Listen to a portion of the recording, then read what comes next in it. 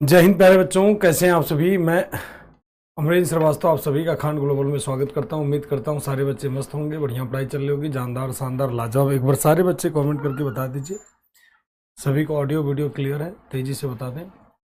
चलिए शुरू करते हैं क्लास को। कल दिल्ली सल्तनत आपका खत्म हो गया था। आज हम लोग बात करने वाले कौन से डायनेस्टी पर, तो मुगल डायनेस्टी पर। तो मुगल एम्पायर पे चलते हैं हम लोग, एक एक बातें जानते हैं। क्या था मुगलिया सल्तनत, क्या थी बातें, कौन सा एम्पायर, तो मुगल एम्पायर। यानी कौन सी डायनेस्टी, तो मुगल डायनेस्टी।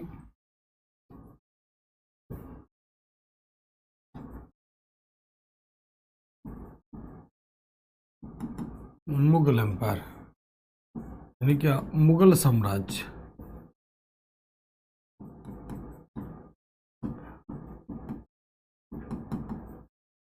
अगर मुगल साम्राज्य की जब बात आ जाती है तो मुगल साम्राज्य में दो फेज बनते हैं, ठीक है ना।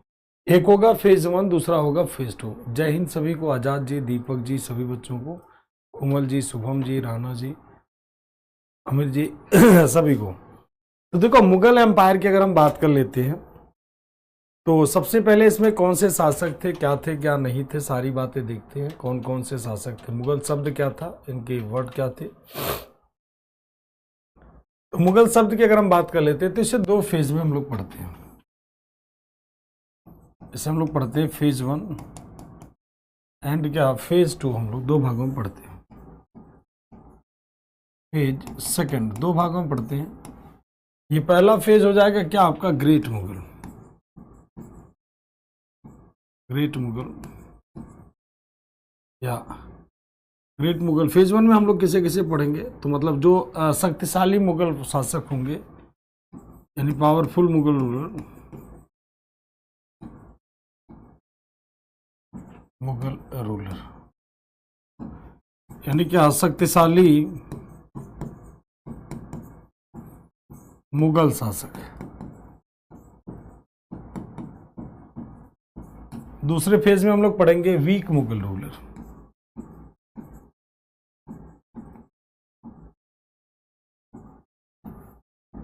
वीक मुगल रूलर यानी उत्तर मुगल इसी को कहते हैं, ठीक है ना। यानी क्या, कमजोर मुगल शासक।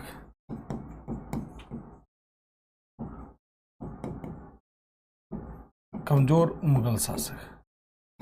इनका जो ड्यूरेशन की अगर बात करोगे बेटा, इनका ड्यूरेशन 1707 से स्टार्ट होगा। अरे जो है 1526 से स्टार्ट होगा। कब, तो 1707 तक का ड्यूरेशन माना जाएगा।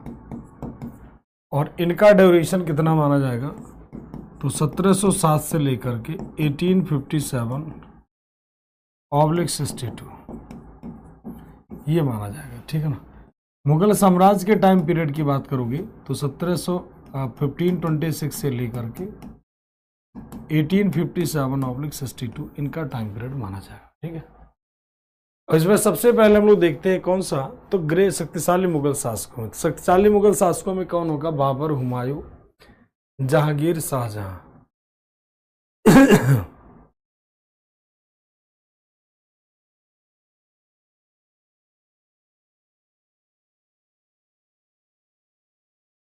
ठीक, चलिए तो सबसे पहले अगर हम बात कर लेते हैं ग्रेट मुगल रूलर, तो ग्रेट मुगल रूलर में अगर बात करोगे तो फेज 1 में अगर हम बात करते हैं, इसमें सबसे पहले फेज 1 में तो कौन कौन शासक हो गए, तो सबसे पहले इसमें आएगा कौन कौन शासक, तो बाबर। यानी कौन सा आएगा, बाबर। बाबर के बाद आएगा कौन, हुमायूं। हुमायूं के बाद आएगा कौन, जहांगीर। अरे हुमायूं के बाद कौन आएगा, अकबर। अकबर के बाद कौन आएगा, जहांगीर। जहांगीर के बाद कौन आएगा, शाहजहां। शाहजहां के बाद कौन आएगा, औरंगजेब। औरंगजेब, ये इनका क्रम हो जाएगा। यानी कौन कौन आएगा, ध्यान देना है बेटा, बाबर, हुमायूं, अकबर, जहांगीर, और कौन होगा, शाहजहां, और कौन होगा? औरंगजेब। औरंगजेब, ठीक। इनको याद करने का ट्रिक देख लीजिए, जो आपकी इच्छा करे। अगर उस ट्रिक को यूज करना चाहते हो तो करिए, नहीं करना चाहते तो मर्जी आपकी है, ठीक है। वो आपके ऊपर इच्छाओं पर डिपेंड है, उस ट्रिक को फॉलो करना चाहते हैं कि नहीं करना चाहते हैं, जरूरी नहीं है। हो सकता है आप खुद से भी ट्रिक बना लीजिए। तो इसको याद करने का ट्रिक देख लीजिए। इसको याद करने का ट्रिक, पहला वर्ड काट लीजिए, BHAJSA। क्या हो जाएगा ट्रिक भाई? तो भाजसा करके याद कर लीजिए, भाजसा, ठीक। इस ट्रिक से याद कर लीजिए, पहला वर्ड करके काट लेती, वैसे ही याद हो जाएगा। तो इसकी जरूरत तो है ही नहीं, ट्रिक की जरूरत है ही नहीं, तो इसको वैसे ही करके याद करना, ठीक। तो बी से हो जाएगा बाबर, एस से हो जाएगा हुमायूं, ए से अकबर, जे से जहांगीर, एस से शाहजहां और ए से क्या हो जाएगा? औरंगजेब। तो भाषा करके याद कर लीजिए। बाकी आप जो ट्रिक बनाना चाहें बना लीजिए, कोई दिक्कत वाली बात नहीं है, ठीक है ना। इसमें सबसे पहला शासक कौन आएगा? तो बाबर। तो जानते हैं बाबर के बारे में। तो बाबर में जाने से पहले हम लोग जानते हैं मुगल कौन थे। मुगल कौन थे? सबसे पहले शब्द आता है मुगल कौन थे। तो मुगलों को मंगोल कहा जाता है बेसिकली, ठीक। इनके अंदर दो तरह के खून थे, एक था चंगेज खान, दूसरा था कौन? तैमूर लंग। तो देखते हैं भाई, सबसे पहले मुगल। सबसे पहले एक शब्द आता है मुगल। पहला शासक कौन होगा? बाबर, ठीक है ना। सबसे पहले आएगा मुगल। मुगल थे कौन? मुगल। मुगल शब्द की अगर बात कर लेते हैं तो मंगोलों से तो दो शब्दों से मिलकर के मुगल बनते हैं। एक तो होता है कौन? चंगेज खान, चंगेज खान के खानदान। और दूसरा कौन होता है? तैमूर लंग। दूसरा कौन होता है? तैमूर लंग, ठीक है। पहला कौन होगा? चंगेज खान, दूसरा कौन होगा? तैमूर लंग। चंगेज खान, चंगेज खान के खानदान से कौन थी? तो कुतलुग निगार खानम।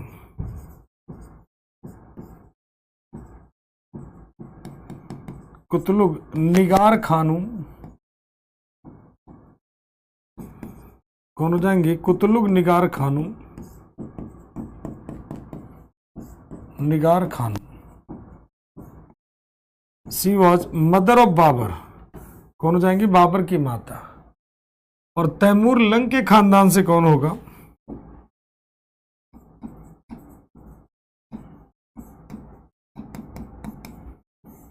तैमूर लंग के खानदान से कौन होगा? उमर शेख मिर्जा। उमर शेख मिर्जा।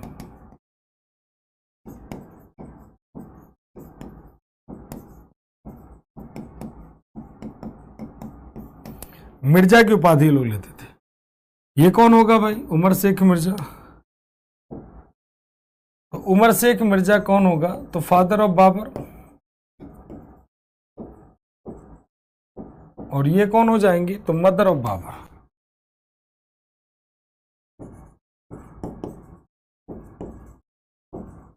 Mother of Babur. दोनों लोगों की शादी हुई। तो जब दोनों लोगों की शादी होगी तो एक प्यारा सा बालक पैदा हुआ, जिसे नाम दिया गया क्या? बाबर। इसे नाम दिया गया बाबर। क्या नाम दिया गया? बाबर, ठीक है। तो बाबर के अंदर दोनों के खून थे, ध्यान से समझिएगा। बाबर के अंदर, फिर से ध्यान से देखिएगा, फिर से ध्यान से समझा रहे हैं आपको। मुगल, मुगल का मतलब होता मंगोलिया शब्द से लिया गया। दोनों के खानदान के खून थे बाबर के अंदर, मतलब दोनों का वंशज था, हेरिडिटरी माना जाता था बाबर। बाबर की माता चंगेज खान के खानदान से थी और बाबर का पिता किसके खानदान से था? तो तैमूरों के खानदान से था। दोनों लोगों का जब मिलन हुआ तो एक प्यारा, दोनों लोगों के खानदान की शादी हुई तो पैदा हुआ कौन? बाबर। और बाबर अपने आप को क्या कहलाना चाहता था? बाबर अपने आप को तैमूर कहलाना चाहता था, तैमूर का वंशज कहलाना पसंद करता था, कहलाना पसंद करता था, ठीक।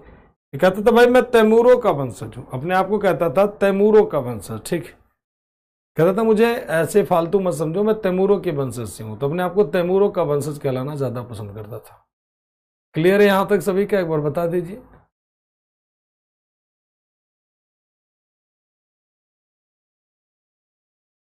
सभी लोग बता दें, सभी को क्लियर? यहां तक क्लियर? फिर आगे चले। अब आते हैं बाबर के बारे में, पूरा बायोग्राफी देखते हैं, फिर आगे चलते हैं। बाबर,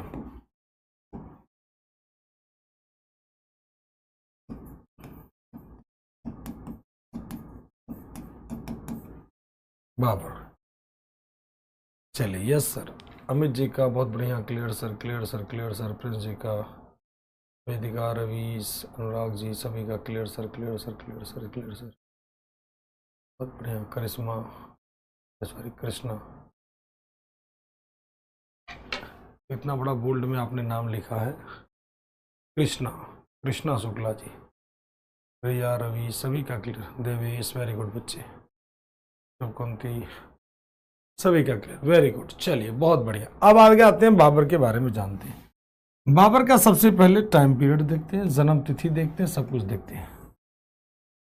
बाबर का सबसे पहले टाइम पीरियड, बाबर कब से कब गद्दी पर बैठा, सबसे पहला पॉइंट। दूसरा, बाबर मीन्स क्या होता है? बाबर मीन्स क्या होता है? बाबर का अर्थ क्या होता है? बाबर का अर्थ क्या होता है? तीसरा पॉइंट, बाबर का बर्थ कहां पर हुआ, मतलब जन्म कहां पर हुआ? जन्म कहां पर बाबर का हुआ? चौथा पॉइंट, बाबर का जन्म कहां पर हुआ? मदर फादर तो हो ही गया, इसे कहते हैं founder of Mughal dynasty in India.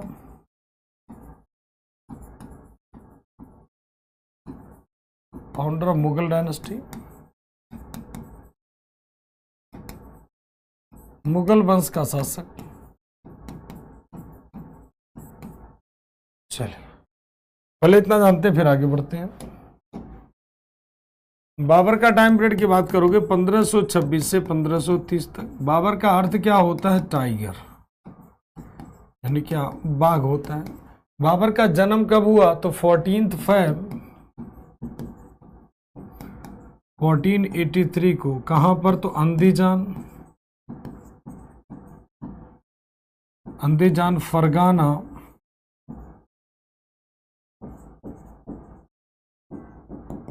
Uzbekistan.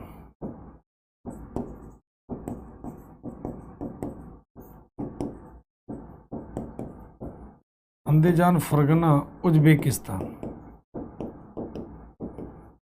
कहां पर पैदा हुआ? अंदीजान फरगना, उज्बेकिस्तान में, ठीक है ना।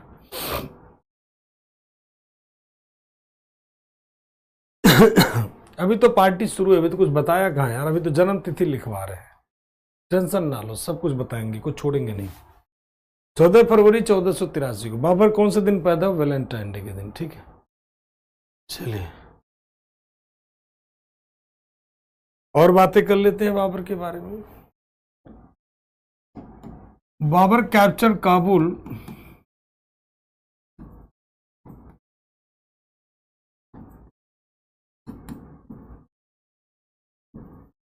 काबुल, बाबर ने काबुल पर कब्जा किया। बाबर ने काबुल पर कब्जा किया। कब करता है कब्जा भाई? तो 1504 में। न्यू टॉपिक, न्यू टॉपिक को पूरी तरह न्यू है बेटा। न्यू टॉपिक का मतलब पूरी तरह न्यू है, ठीक। न्यू टॉपिक तो छोटा मोटा होता है, पूरी तरह न्यू है, ठीक है। और बताओ, तो पूरी तरह से न्यू है।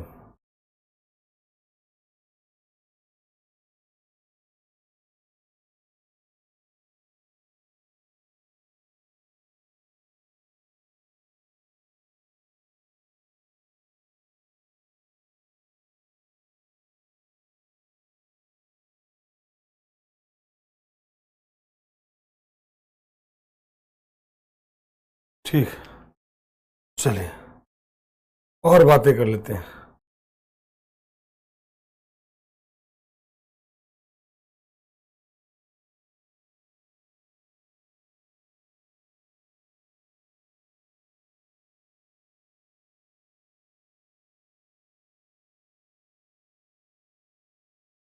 ठीक।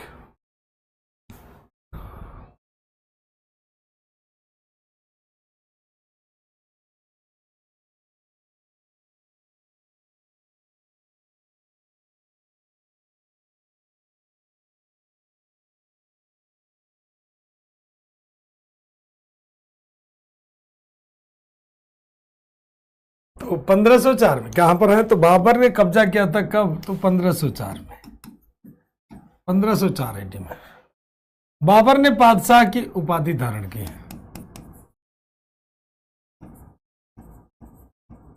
Babar adopted the title of बादशाह।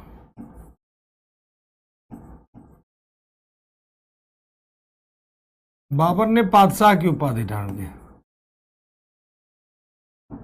कब धारण किया था? तो 1507 में, 1507 में। ठीक।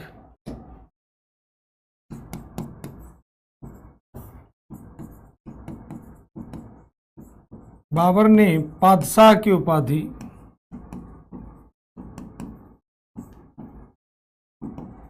बादशाह की उपाधि 1507 में लिया। बस लिख रहे हैं, हम आपको समझा कुछ नहीं रहे। ठीक है, 5 मिनट रुकना है, फिर समझाएंगे। बाबर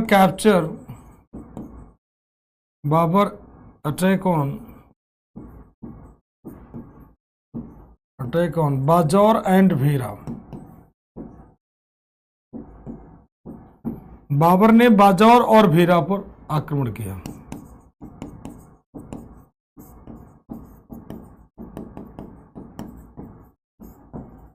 बाजौर और भीरा पर आक्रमण किया।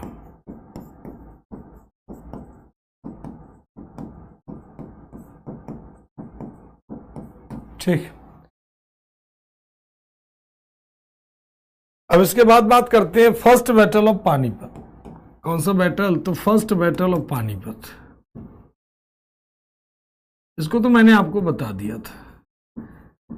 फर्स्ट बैटल ऑफ पानीपत ये कब हुआ प्यारे बच्चों? पानीपत का प्रथम युद्ध। पानीपत का प्रथम युद्ध। पानीपत का प्रथम युद्ध कब हुआ? 21 अप्रैल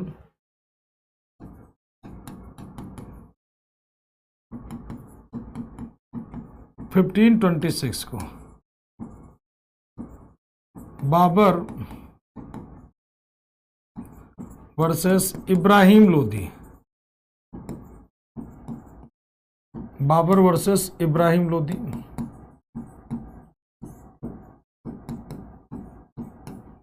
विजेता कौन हुआ? विक्ट्री कौन होगा? तो बाबर। विजेता कौन हुआ? तो बाबर। ठीक है, विजेता कौन होगा? तो बाबर। सिंपल सा लॉजिक होगा। Babur, first battle of Panipat, तो बाबर वर्सेस इब्राहिम लोदी, विजेता कौन हो जाएगा? बाबर। चलो अब इसको थोड़ा सा समझते हैं। इसको थोड़ा सा समझते हैं। देखो,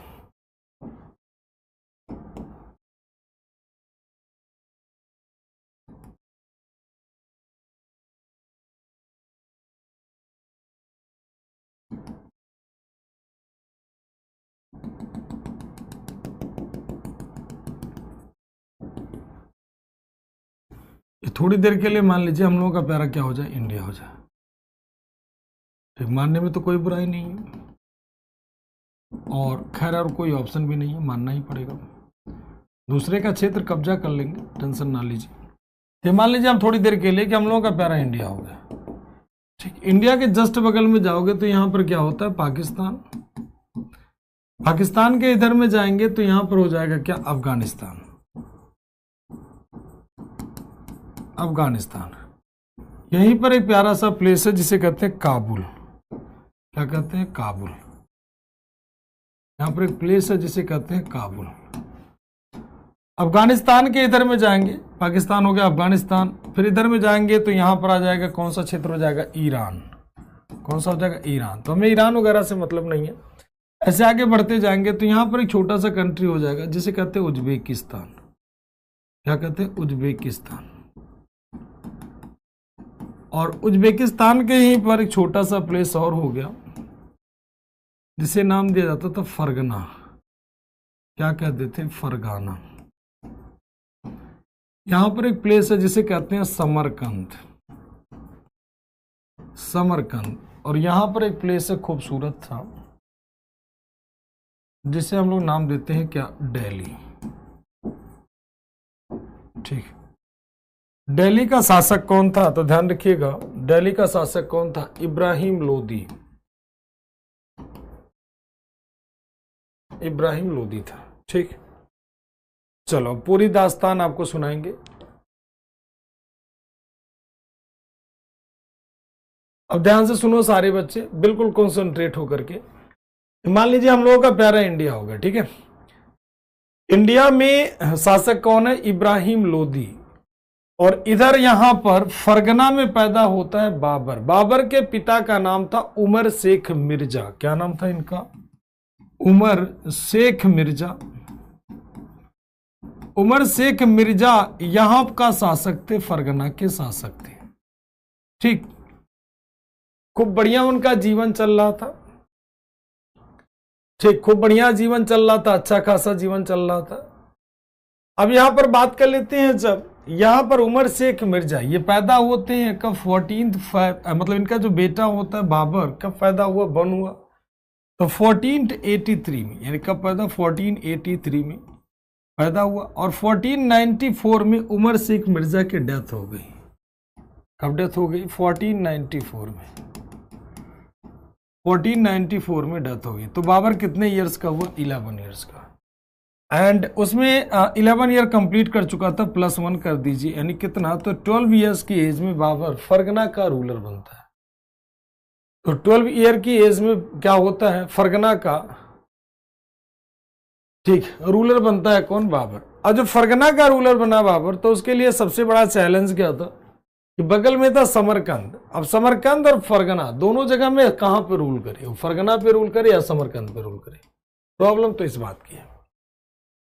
14 साल की उम्र में फरगना का रूलर बनता है। 14th ईयर की एज में कोई भी पर्सन, कितनी नॉलेज होगी आप अनुमान लगा लो। छोटा सा बालक ही तो रहेगा, उसके पास क्या क्या अकल आएगी। छोटा सा बालक होगा, यानी 11 साल कंप्लीट किया, 12वां साल स्टार्ट हुआ हो, 12 ईयर्स का बालक, कितने उसके अंदर अकल आएगी, खुद अनुमान लगा लो। अब बाबर बहुत मुश्किलों से वहां पर सरवाइव कर रहा था। फिर बाबर की नजर आती है कहां पर? समरकंद पे। देन फरगना के बाद बाबर अटैक कर देता है समरकंद पे। समरकंद में 100 डे का कंट्रोल करता है, 100 डे का कैप्चर करके रखता है अपने अंडर में। 100 डे के बाद वो फिर से फरगना उसके हाथ से, समरकंद निकल गया, फिर से अगेन उसके हाथ से समरकंद निकल गया। और इधर फरगना से जब गया था तो फरगना में उसका साम्राज्य चला गया। बड़े मुश्किल से दोबारा फरगना जीता और फिर से समरकंद के चक्कर में आया। तो एक कंडीशन ऐसा बना कि बाबर ना फरगना का रहा और ना ही समरकंद का, क्योंकि समरकंद पे जब जीतता है बाबर,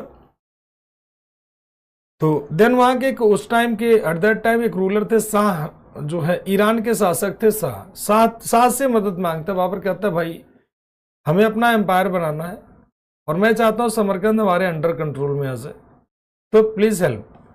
तो उन्होंने कहा ठीक है, नो प्रॉब्लम। उन्होंने बढ़िया सा एक खूब बढ़िया सी आर्मी दी कि भाई ठीक है, चलिए कोई दिक्कत वाली बात नहीं।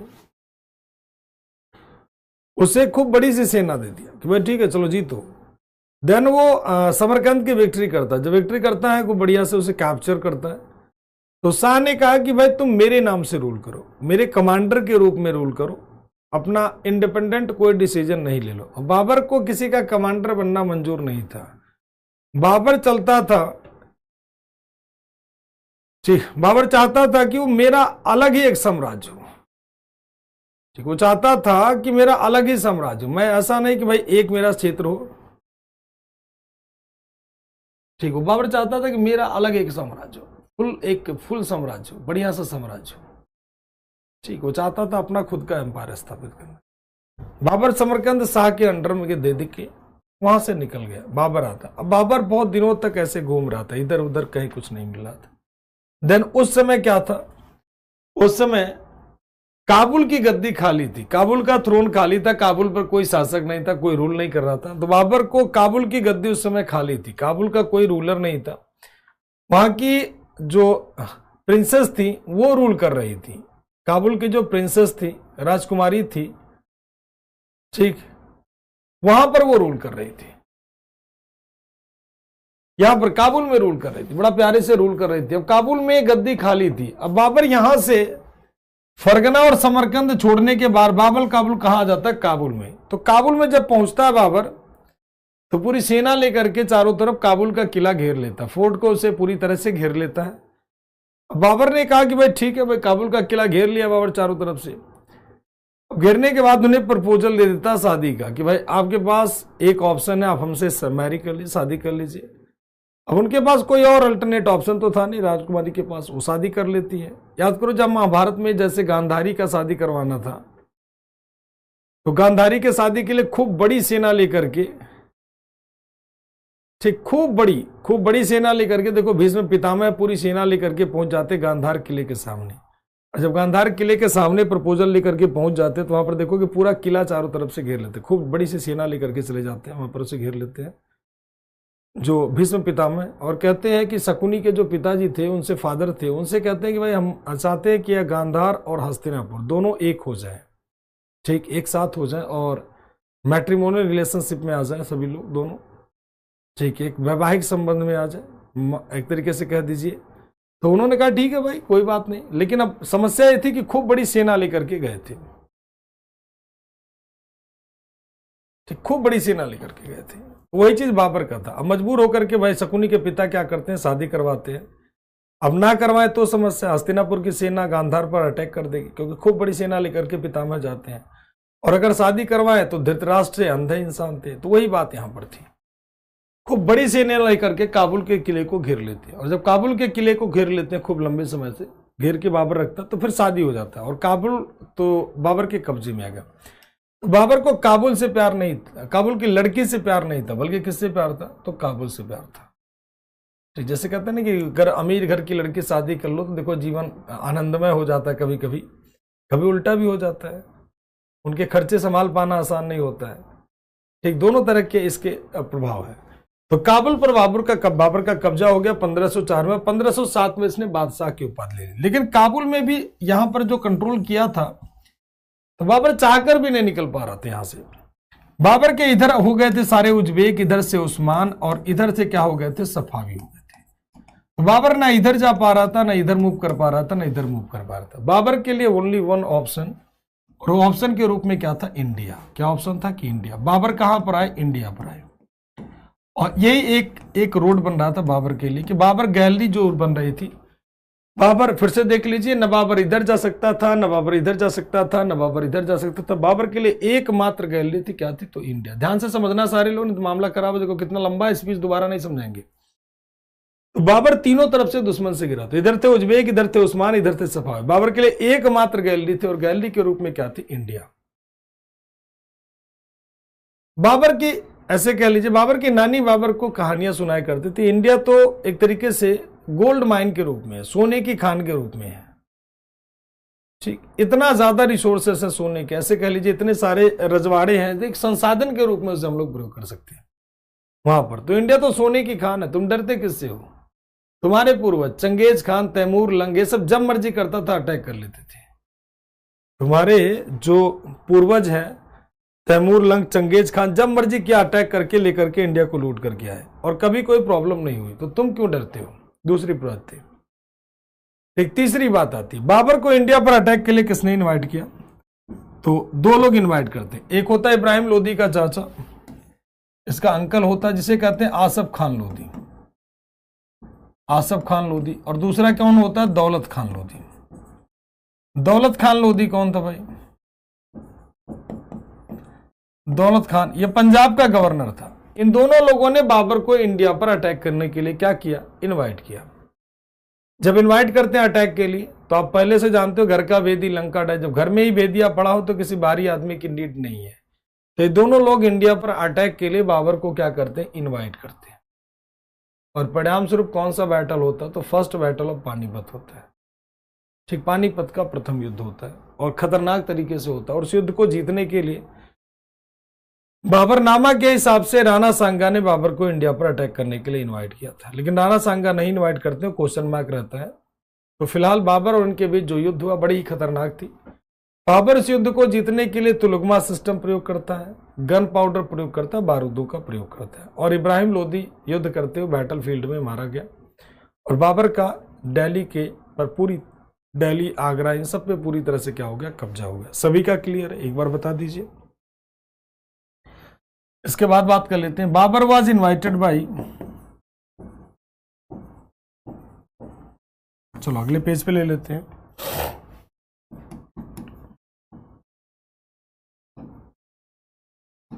बाबर वाज इनवाइटेड बाई दौलत खान लोधी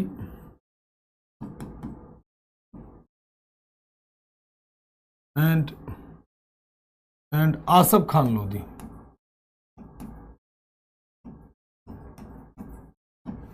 बाबर को दौलत खान लोधी और आसफ खान लोधी ने आमंत्रित किया था।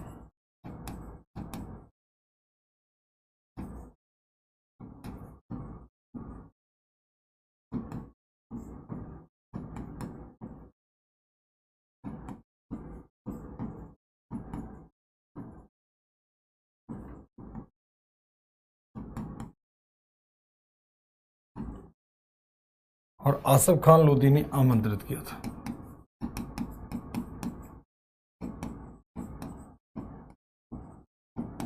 बाबर को दौलत खान लोधी और आसफ खान लोधी ने आमंत्रित किया था। सभी का clear? Yes sir, yes sir, yes sir, yes sir, yes sir. चलिए बहुत बढ़िया,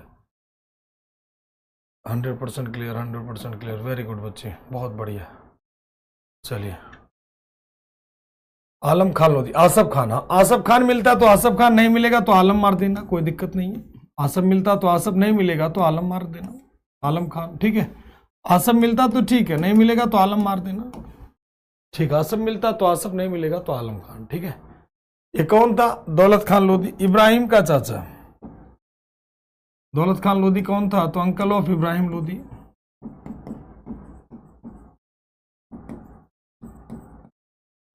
एंड आसफ खान लोधी कौन था? तो governor of Punjab, governor of Punjab, Punjab का गवर्नर था, ठीक। Next question, according to Baburnama,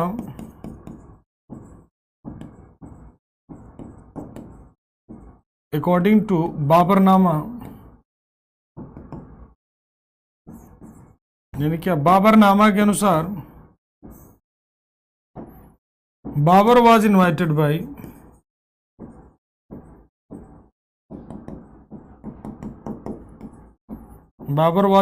by Rana सांगा।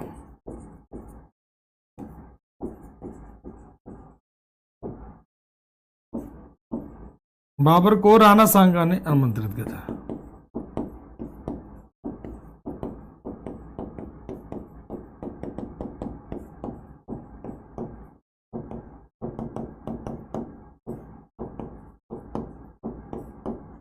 आमंत्रित किया था किसके अनुसार? तो बाबरनामा के अनुसार, जो कि करेक्ट नहीं मानी जाती है, ठीक, जो कि सही नहीं मानी जाती, इसे राइट नहीं माना जाता कि भाई ये सही वास्तव में रियल में इनवाइट करेंगे, ये पूरी तरह से रॉन्ग मानी जाती है कि ये इनवाइट नहीं करेंगे, ठीक है, क्योंकि खुद ही पावरफुल थे और इब्राहिम लोदी को हरा ही चुके थे। तो अगर इनका दिल्ली पे कैप्चर करने का कोई प्लान होता तो कब का कब्जा कर चुके होते, ठीक। चलिए अगला बैटल की बता देते, battle of first battle of Panipat. Babur ने इसमें क्या क्या यूज किया? बाबर यूज तुलुगमा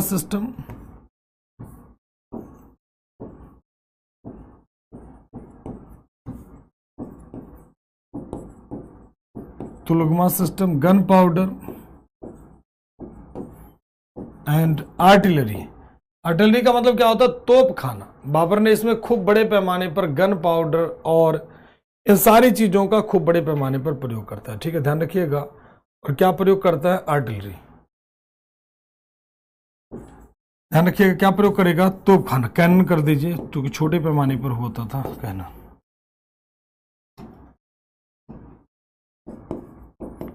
बाबर ने तोप खाना तोपों का तुलगमा पद्धति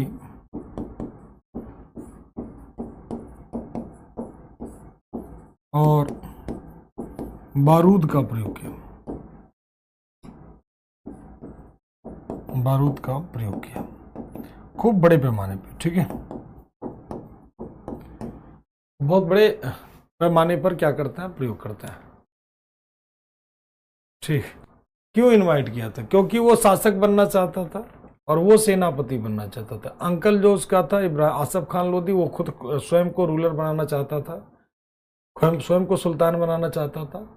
और दौलत खान लोधी इसलिए इनवाइट करता क्योंकि वो पंजाब का गवर्नर बनना चाहता था। ठीक है, ये अंकल ऑफ इब्राहिम लोधी था, ये खुद को रूलर बनाना चाहता था और खुद को सेनापति के रूप में बनाना चाहता था।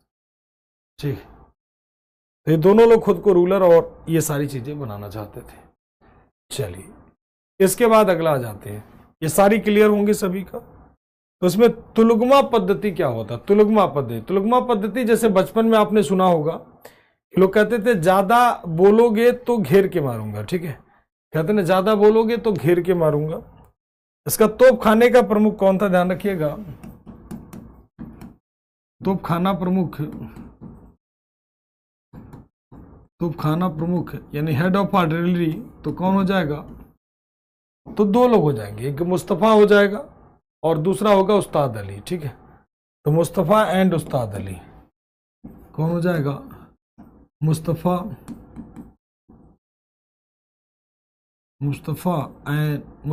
एंड कौन हो जाएगा? उस्ताद अली। ये दो लोग हो जाते हैं बाबर के तोपची, मुस्तफा और उस्ताद अली। ठीक है, तो ये दोनों हो जाते हैं। देखो तुलगमा पद्धति क्या होता था, इस तरह से बना होता था, ये होता था तुलगमा सिस्टम। ऐसे मान लीजिए किसकी सेना हो गई? बाबर की आर्मी हो गई, आर्मी ऑफ बाबर। इस तरह से चारों तरफ से डायरेक्शन में भर खड़ी थी, बाबर की आर्मी ऐसे खड़ी थी। ठीक, ये बाबर की आर्मी हो गई। और यहां ऊपर हो गए किसकी सेना? इब्राहिम लोदी की आर्मी हो गई। किसकी? इब्राहिम लोदी की आर्मी। बाबर ने कुछ कैवलरीज आर्मी का मतलब हो गया कैनन। तोपों को कहते हैं बेटा, तोप खाना कहते हैं उसे, कैनन को तोप कहते हैं। छोटी छोटी तोपें होती क्योंकि बहुत बड़े पैमाने पर नहीं होती। आर्टिलरी भी यूज कर लो, कोई दिक्कत नहीं, आर्टिलरी भी यूज कर सकते हो। ठीक, अभी बताएंगे, सारा धैर्य रख लो। अभी पहले युद्ध तो करवा दें, फिर सारा बता देंगे बाबरनामा क्या है क्या नहीं है। तो देखो इस तरह से अगर बात कर लेते हैं, इब्राहिम लोधी, बाबर कहता है कि कुछ कैवलरीज आर्मी, कुछ घुड़सवार सेना यहां पर भेज देता है जो तीरंदाज के रूप में होते थे। मान लीजिए घुड़सवार सेनों की संख्या होगी 1000 घुड़सवार सैनिक भेजता है इब्राहिम लोधी के खेमे में। कहते जाके देखो जरा भाई। तो 1000 घुड़सवार सेना इब्राहिम लोधी के खेमे में पहुंचने लगे। इब्राहिम लोधी ने देखा कि 1000 घुड़सवार सैनिक बहुत तेजी से हमारे तरफ आ रहे हैं, तो इनको मारने के लिए इब्राहिम लोधी ने क्या किया? मान लीजिए 3000 सोल्जर अपॉइंट कर दिए, 3000 घुड़सवारों को नियुक्त कर दिया कि भाई यहां पर अटैक कर दीजिए। ठीक, तो जब अटैक कर दीजिए, तो जब ये अटैक करते हैं तो ये जो 1000 घुड़सवार सोल्जर थे ये उल्टा भागने लगते। कहां भागने लगते हैं? उल्टा रन करने लगते और आकर के यहाँ छिप जाते हैं। और जो ये लोग यहाँ पर छिप जाते, पूरी तरह से हिडन हो जाते हैं।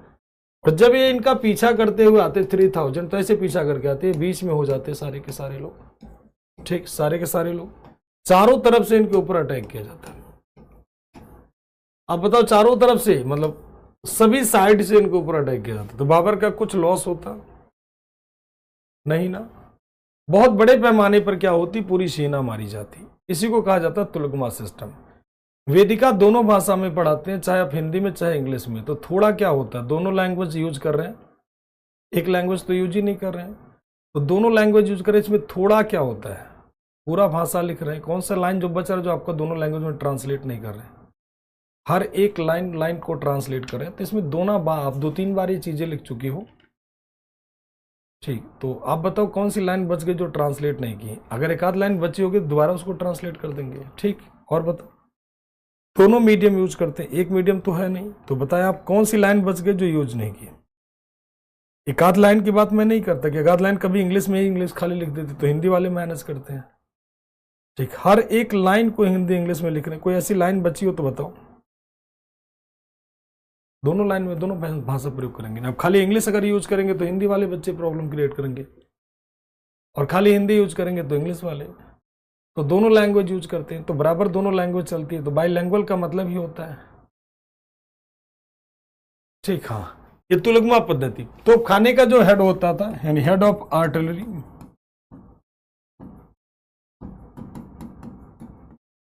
तो खाने का प्रमुख मुस्तफा लिख दे रहे, हिंदी में लिख दे रहे, टेंशन ना लो। अब देखो जैसे दो नाम लिखा, बच्चों को मुझे उम्मीद है कि मुस्तफा लिख लेंगे और उस्ताद अली। ठीक, बाईलैंग्वेज बैच का मतलब होता है बाईलैंग्वेज। अगर कुछ ऐसा नहीं आया, आपको समझ में नहीं आए, कोई लाइन अगर नहीं लिख ट्रांसलेट कर पा रहे तो बता दो, और सारे इजी लाइन तो खाली छोड़ दे। अगर कोई ट्रांसलेट नहीं किया गया इंग्लिश में ही लिख देते हैं, मान लो मुस्तफा लिख दिया। अब हिंदी वाले बच्चे कहे सर मुस्तफा हिंदी में लिखूं, तो वो तो मुस्तफा लिख ले रहे हैं। पीछे आपका बता दिया कि तोप खाने का प्रमुख। आप यहां पर देखोगे कैनन, आप कॉपी करो, यहां पर कैनन लिखा है, कैनन का हेड, आर्टिलरी का हेड, बस सिंपल सा दो लाइन लिखनी है। ठीक, हमें कहोगे तो 15 मिनट मान लो इंग्लिश बोलने, 15 मिनट हिंदी अगर बोले तो हो गया कल्याण। ठीक, तो इसीलिए कहते हैं इसके हिंग्लिश प्रयोग करते हैं। अगर हम 15 मिनट इंग्लिश बोलेंगे, ओके सर, चलो ठीक है।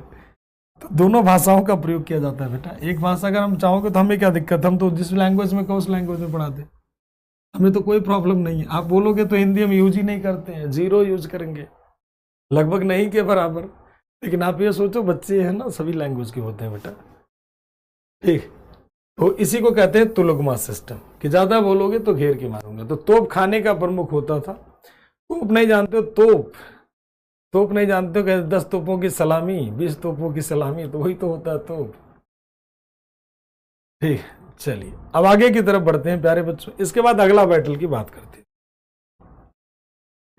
इसके बाद कौन सा होगा, तो बैटल ऑफ खानवा।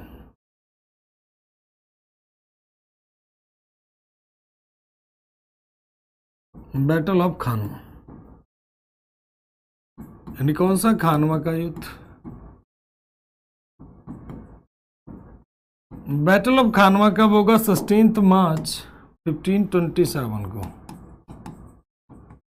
16 मार्च 1527 को किसके किसके बीच, तो between Rana Sanga versus Babur, and victory किसकी होगी, तो बाबर। विजेता कौन होगा, तो बाबर। ठीक, इस बैटल को बाबर को जीतने के लिए एक स्लोगन देता है। और स्लोगन क्या देता है भाई, सिंपल सा लॉजिक है। बाबर इसी बैटल को जीतने के लिए स्लोगन देता है, और स्लोगन क्या था बेटा,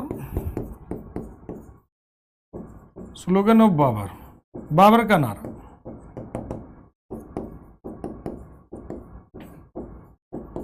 बाबर का नारा क्या नारा होगा भाई, जिहाद। कौन सा नारा हो जाएगा, जिहाद। जिहाद भी कहते हैं, ध्यान रखना। अगर आपके एग्जाम में जिहाद मिले तो तब भी वही मतलब है, जिहाद रहे या जिहाद, दोनों शब्द यूज होते हैं। जिहाद भी मिलेगा, जिहाद भी मिलता है, दोनों का अर्थ वही होता है। जिहाद का स्लोगन दिया, और क्या करता है, एक जिहाद का नारा दिया। ठीक, और एक टाइटल लेता आफ्टर विक्ट्री, गाजी का।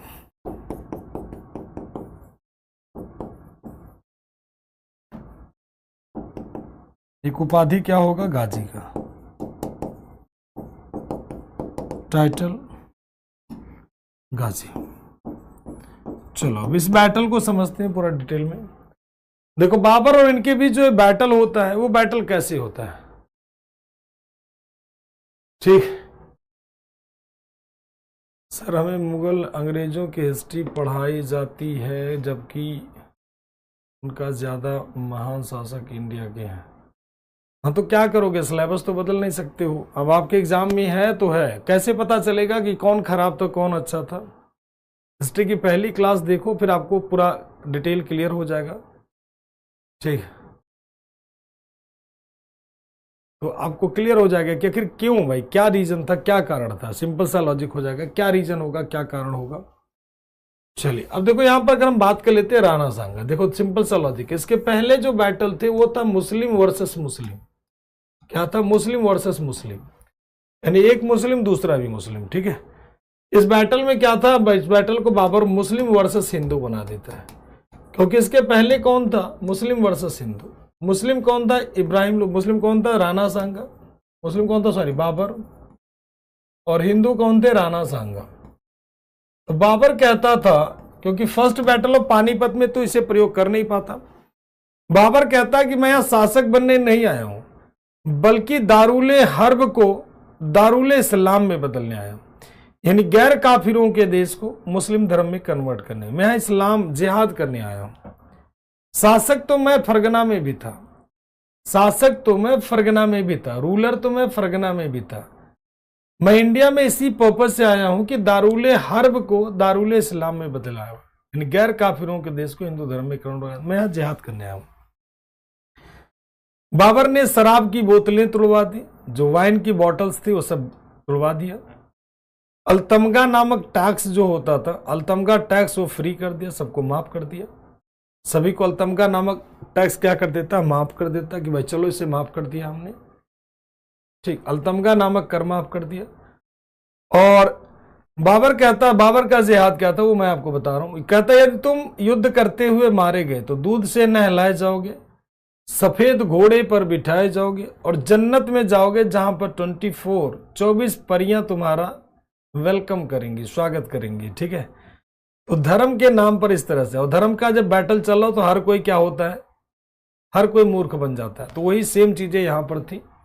तो बाबर के साथ यही था। इस बैटल को बाबर जीत गए। जीतने के बाद जितने भी क्षत्रिय लोग थे, पहले ये बैटल राणा सांगा लगभग जीत चुके थे, लगभग राणा सांगा बैटल जीत चुके थे। फिर बाबर, राणा सांगा लगभग बैटल जीत चुके थे। फिर उनके कैबिनेट सलाह देती कि आप एक काम करो, बैटल फील्ड से बाहर चले जाओ, बैटल फील्ड से क्या करिए? बाहर चले जाइए। तो बैटल फील्ड से बाहर जाने की बात करता है कि आप बैटल फील्ड से बाहर चले जाइए।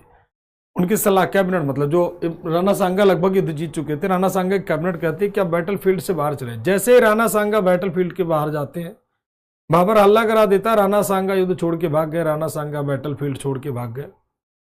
और एक छोटा सा र्यूमर बड़े से बड़े साम्राज्य का पतन कर देता है, आप सबको पता है। अब जैसे ही र्यूमर फैला, तुरंत बाबर की सेना में एक नई एनर्जी आ गई। नई एनर्जी का मतलब सारे सैनिक एक्टिव हो गए। जैसे आप लोग पढ़ते पढ़ते थक जाते हो तो आपको थोड़ा मोटिवेशन किया जाता है, गाइड किया जाता है कि बेटा पढ़ लो, ठीक उसी तरह से। तो ये पूरा का पूरा हारा हुआ युद्ध जीत गया कौन? बाबर। और जीतने के बाद जितने भी क्षत्रिय थे सबको खड़ा करवा करके, जितने भी सोल्जर कैप्चर किए गए थे इस बैटल के दौरान, उन सभी सोल्जर को खड़ा करके उन सबका सर कटवाता है और कटा हुए सर से मीनार खड़ा करवाता है और एक टाइटल लेता है जिसे कहते हैं कौन सा? गाजी का टाइटल। तो आपके एग्जाम में अगर क्वेश्चन रहता है कि कौन से बैटल के दौरान व्यापारियों पर कर लगता था? अल्तमगा कर, ठीक है। पूछा जाता है कि बाबर कौन से बैटल के दौरान जिहाद का नारा दिया, तो आंसर आपका क्या हो जाएगा? ठीक, तो बैटल ऑफ खानवा। बाबर ने कौन से बैटल के दौरान गाजी का टाइटल लिया? कौन से बैटल के बाद? तो बैटल ऑफ खानवा।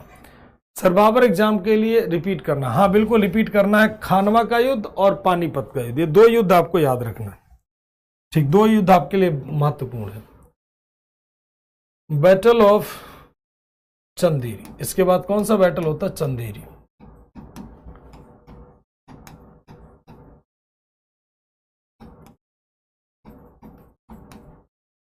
चंदेरी का युद्ध, ये बैटल कब हुआ?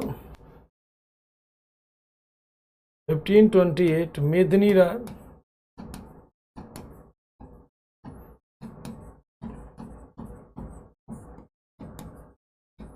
मेदिनी राय वर्सेस बाबर।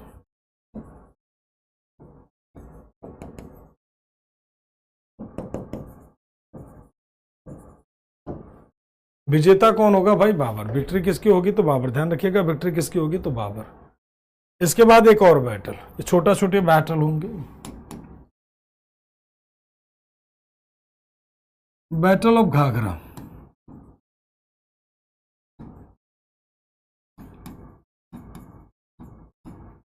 यानी कौन सा? तो घाघरा का युद्ध।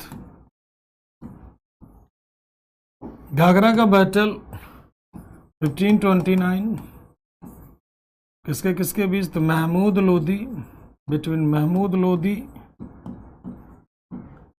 Lodi and Babar.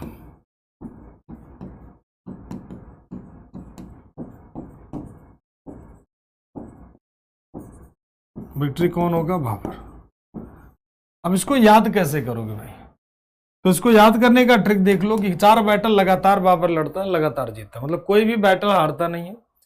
Battle of Khanwa, battle of Chanderi, ध्यान रखिएगा सारे के सारे बैटल, चाहे आप खानवा की बात कर लीजिए, चाहे आप चंदेरी की बात कर लीजिए, सभी में बाबर विजेता। यहां भी बाबर विजेता, यहां भी बाबर विजेता, सब जगह बाबर जीतेगा।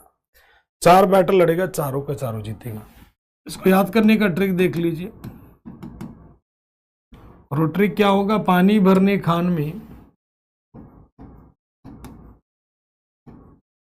पानी भरने खान में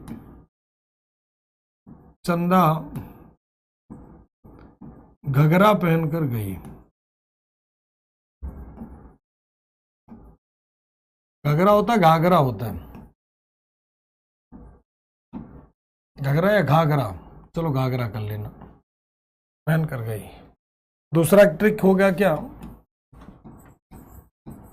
पानी पिया, खाना खाया,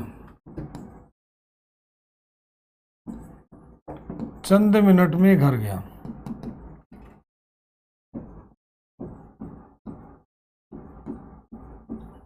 और भी जो ट्रिक आपकी इच्छा करे वो बना लीजिए, वो आपके ऊपर डिपेंड करता है, ध्यान रखिएगा। पानी का मतलब क्या हो गया? पानीपत। पानी का मतलब पानीपत, ठीक। खान का मतलब हो गया क्या? खानवा। खाना का मतलब क्या हो गया? खानवा। चंदा का मतलब क्या हो गया? चंदेरी। क्या हो गया? चंदेरी। चंद का मतलब चंदेरी। और घाघरा का मतलब क्या हो गया? घाघरा। घाघरा का मतलब क्या हो गया? घाघरा। और यहां पर घर का मतलब पानी भरने, पानी पिया, खाना खाया, चंद मिनट में घर गया। यहां पर घर का मतलब हो गया घाघरा। ये 4 बैटल लड़ा था, 4 के चारों जीतता है, ठीक है। अरे अभी खत्म नहीं हुआ बाबर, क्यों परेशान हो? ठीक, यहां तक क्लियर है? अभी जितना पढ़ाए पहले गोलू उस पर ध्यान दो, ठीक, बाकी सब बता देंगे, परेशान ना हो। चिंता चिता के समान होता है, तो चिंता मत करो। मेरी क्लास में तो बिल्कुल नहीं, कुछ नहीं छोड़ेंगे, ठीक है। पानी खा चल घर, देखो जो मर्जी करे वो ट्रिक बना लीजिए, एज यू विश, जैसे आपकी इच्छा करे। क्लियर है यहां तक सभी का? सर लगभग सारे बाहरी अटैक इंडिया, क्योंकि भारत वालों में यूनिटी नहीं थी, सिंपल सा आंसर है, ठीक कोमल। अगर यूनिटी होती तो हम लोग हारते नहीं, यूनिटी हम लोगों की थी ही नहीं। Udipta yes sir clear, Amit yes sir clear, Rana yes sir clear सभी का, Vedika yes sir clear, Pankaj, Aseen, Aditya, Ragini clear sir, clear sir, clear sir, clear sir, very good. Shubham very good, Karishma, Krishna, Dheeraj, Khushi सभी का क्लियर, बहुत बढ़िया। सोनम, आशीष, अमित, प्रणव, चलिए सभी का क्लियर। अगला पॉइंट पे आते हैं। चलो भाई, बाबर का ओरिजिनल नेम लिख दें यहीं पर, ओरिजिनल नेम ऑफ बाबर, ठीक है, ओरिजिनल नेम ऑफ बाबर, ठीक है। खुश जहीरुद्दीन मोहम्मद, क्या नाम था? जहीरुद्दीन मोहम्मद, जहीरुद्दीन मोहम्मद।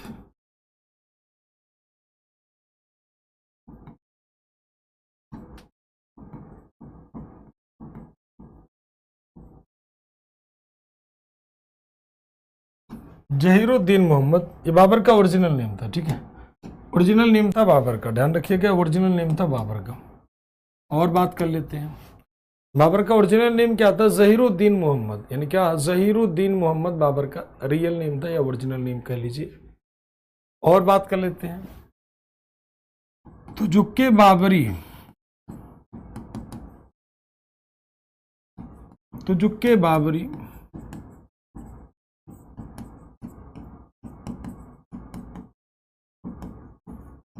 तुजुक्के बाबरी की अगर बात कर लेते हैं, ये क्या था? Autobiography of Babur.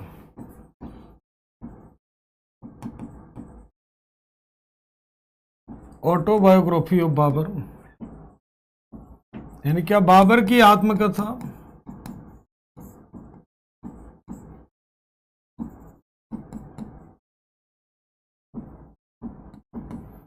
कौन से लैंग्वेज में? ये तो टर्किश लैंग्वेज।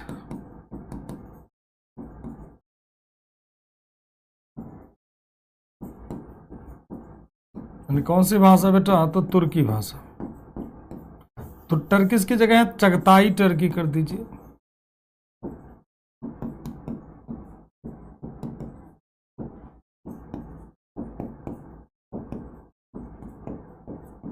चगताई तुर्की।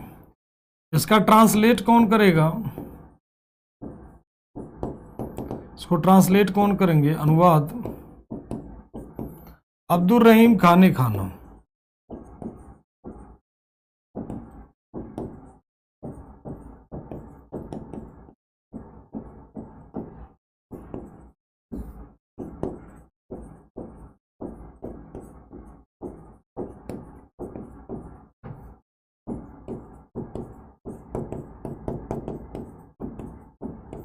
अब्दुल रहीम खाने खाना, ठीक है। चलिए, इंग्लिश अनुवाद कौन करेंगे? अब्दुल रहीम खाने खाना। किस नाम से? तो बाबरनामा नाम से। बाबरनामा नेम क्या देंगे? बाबरनामा नाम। और कौन सी लैंग्वेज में? तो पर्शियन। लैंग्वेज कौन सा हो जाएगा? तो पर्शियन, यानी कौन सा? फारसी भाषा। कौन से नाम से? बाबरनामा नाम से। तुजुक्के बाबरी का इंग्लिश ट्रांसलेशन कौन करेंगे? इंग्लिश ट्रांसलेशन, तो इंग्लिश ट्रांसलेशन करेंगे कौन? तो Leyden and Erskine. Leyden and Erskine. Erskine, ठीक। और अगर ये नहीं मिलेंगे तो एक और नाम दे दीजिएगा, मैडम बैवरिज। मैडम बैवरिज। अगर ये नहीं मिलेंगे तब मार कर दीजिएगा मैडम बैवरिज। चलिए, समय इजाजत नहीं दे रहा कि आज हम इसको यहीं पे खत्म करें, ठीक। बाकी पढ़ते हैं नेक्स्ट क्लास बाबर में। तो ये तो बाबर की कुछ बातें हो गई, बाबर अगली क्लास में बचे होंगे, ठीक। तो यहीं पर रखते हैं हम इसको, बाकी इसके बाद बाबर पढ़ते हैं हम लोग अगली क्लास में, ठीक है। चलिए।